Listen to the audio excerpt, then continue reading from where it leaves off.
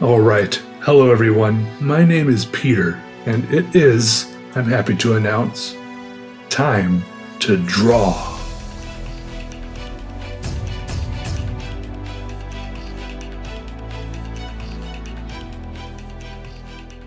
Okay, and welcome. Thank you for watching the video. It's good to see you. It's good to be seen, and I hope you're doing all right. This is a video in which I draw a picture. It's an unplanned picture. Don't know what I'm doing.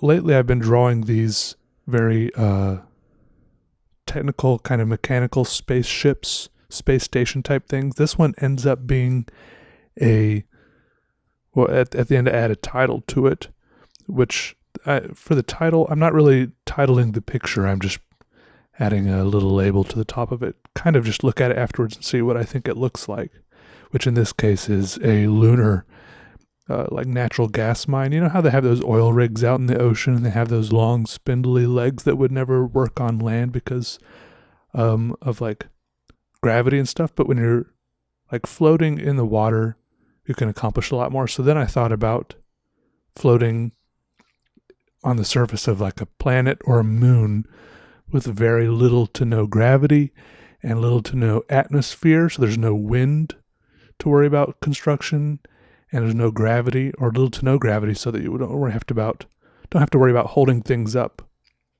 I kind of like this idea, and I might draw some more structures with this in mind of building things on the surface when you don't have to worry about those sort of things. But as you can see, it's kind of a trend. I think this is me kind of mentally bucking the whole blobby trend that I was doing, so then I go in the opposite direction and draw some very mechanical things. And right here on the screen, I'm going to throw up some photos up in the corner, maybe on the side somewhere, where just a few of the photos I've saved that I kind of, the sort of thing I get inspiration from for this sort of drawing, maybe. This and other places, when really it's everywhere. I try to get, all right, this is not inspiration talk, but look, just how there's all these little mechanical features, bolts, cables, lines.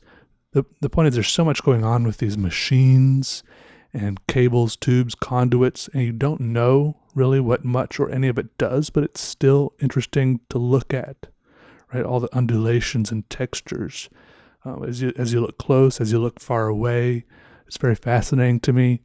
And I try to kind of emulate that by just kind of drawing random little squiggles and lines and making some of it darker, making some of it lighter.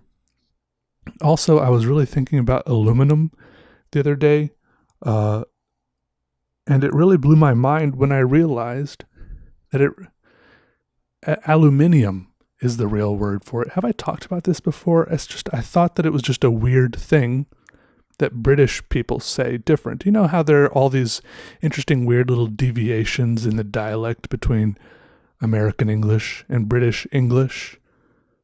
But it turns out the United States and Canada is pretty much the only place that calls this element, this metal, aluminum. And then the rest of the world, it seems like, calls it aluminium. And I didn't realize that was like a real name for it. I thought it was just a weird little different way they say things, because they do say a few things different and weird. Different and weird to me, of course.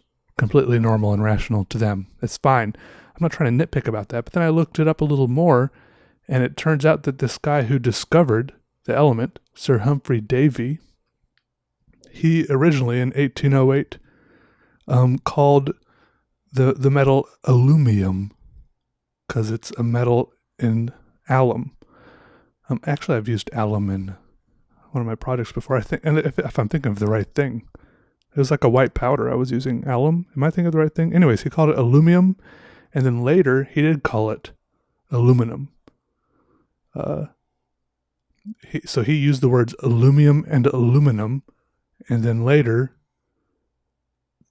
they tried to rename it aluminium to conform with all these other names of other elements that all end in IUM, right? So that it would be more cohesive with the rest of the periodic table of elements. And then there are a few dictionaries involved, different unions and organizations about chemistry started calling it different things, and then just different countries started adopting certain things, and once a whole country has adopted a certain way of saying it, it just goes on from there. Anyways, if you ask anyone, they'll have a certain way they're comfortable with saying it, but I think if they're at all familiar with chemistry, they'll admit that both ways seem to be right. But it's just like one of those things, like sitting or standing, wiping. It's everyone thinks their own way of doing it is right, and can't believe anyone would say it a different way or do it a different way. I don't know how I got into that tangent just now, but I'm actually going to go now. Just a quick little video drawing. I had to check in, weird times right now. Past few days, I got into a bit of a funk and didn't do anything for like 3 days. I just sat here, but I told myself I was giving myself like a little bit of a break. A break is good, but I'm not good at taking breaks. I beat myself up the whole time I'm taking a break for like not getting anything done. But sometimes you got to take a break, and it's just a mental thing. I don't know. Anyway, so this is my little drawing to break the break. And hopefully maybe I tell myself it'd be nice to be able to do this sort of drawing with a little bit of perspective involved.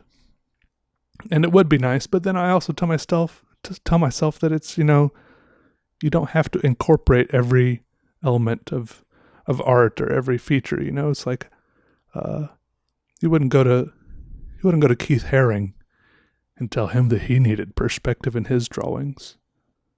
But then again, he had a specific thing he was trying to accomplish and communicate with his art that I don't think perspective would have helped a whole lot with, and maybe perspective could help with mine. So I just have to think about it. You just have to analyze. Maybe I could toy around with it a little. I don't know what I'm saying. All right. Goodbye, everyone. Thanks for watching briefly. See you later. Okay. Take it easy. You're doing good. All right. Okay. Goodbye.